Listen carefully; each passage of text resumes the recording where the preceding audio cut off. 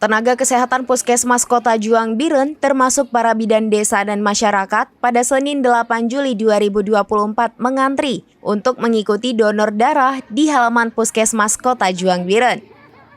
Para pendonor selain tenaga kesehatan juga ada masyarakat dari 23 wilayah Kota Juang Biren ikut mengantri donor darah. Kegiatan diawali dengan melakukan pendaftaran di panitia yang juga tenaga medis Puskesmas bersama petugas UTD.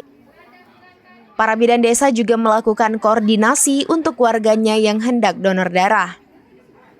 Pemeriksaan dilakukan untuk memastikan kondisi kesehatan dan juga tensi darah, apakah bisa melakukan donor atau tidak bisa.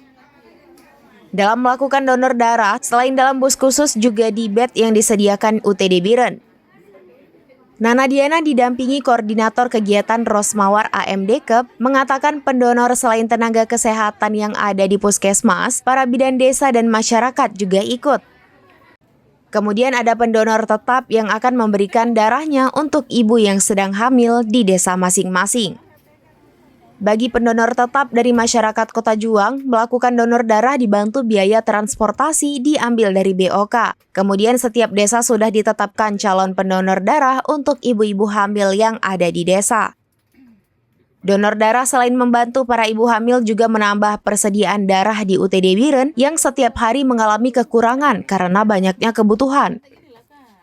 Kegiatan donor darah yang berlangsung dari pagi hingga siang diperoleh 58 kantong darah dan hasil donor disumbangkan ke UTD RSUD Biren. Partisipasi para tenaga kesehatan juga masyarakat yang ada di lingkungan Kota Juang, Pak.